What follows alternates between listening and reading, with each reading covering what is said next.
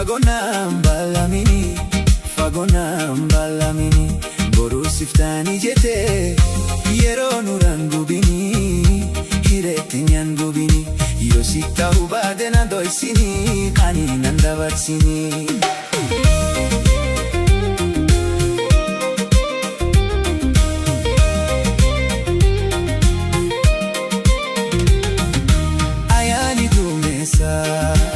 Abaa jalaan hafu hireen rabii kooda nasiiba koo waan dhabu.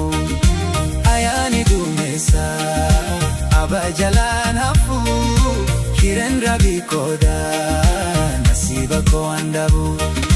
Na jaalatu jeesin sosobu si jaala waan gagabu mara tuleen qabu an maalitiin beeka waan rabii na qabu.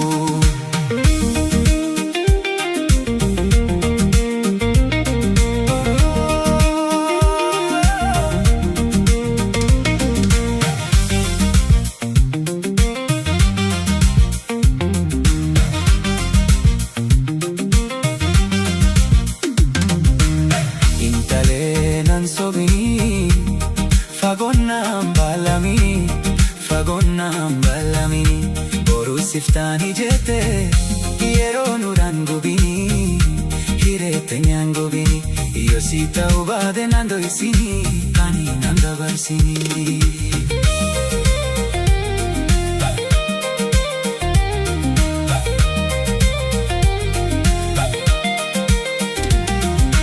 Jalaala dirqiitti anu sindararu, maaliif na jibita garuu sitti naaru.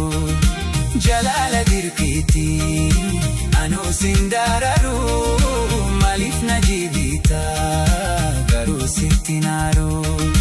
Kafeete jaaladu an siran laalu, heduu jira bareeni sira caalu tanan hiraaru. Nin harkada tanin waji ture waji waaru.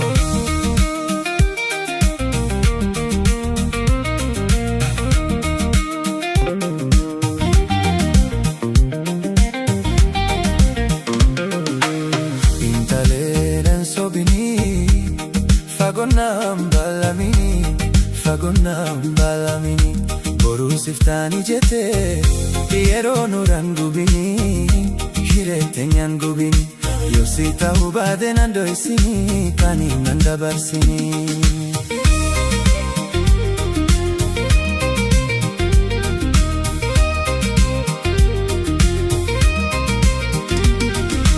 Ayaani duumessa abaa jalaan hafu hireen rabii kooda nasiiba koo waan dhabu. Ayaani duumessa abaa jalaan hafu hireen rabii kooda nasiiba koo waan dhabu.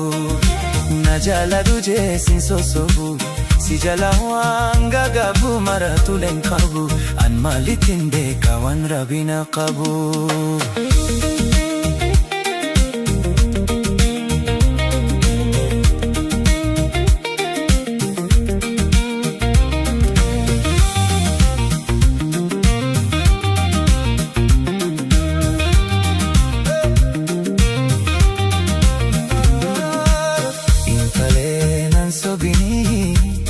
Fagoonaan baalamini, fagoonaan baalamini, boruu siftaanii jettee yeroo nuraan gubini, hireetti nyaan gubini, yoo si ta'uu baate na dhoksini, qaanii nan dabarsini.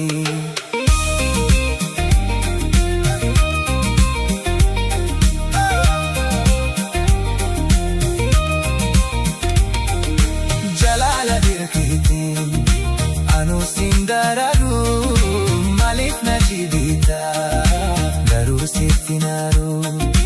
Jalaala dirqiitti anu sindararu, maaliif na jibita garuu sitti naaru. Kafeete jaaladu an siran laalu, heduu jira bareeni sira caalu tanan hiraaru. Nin harkada tanin waji ture waji waaru.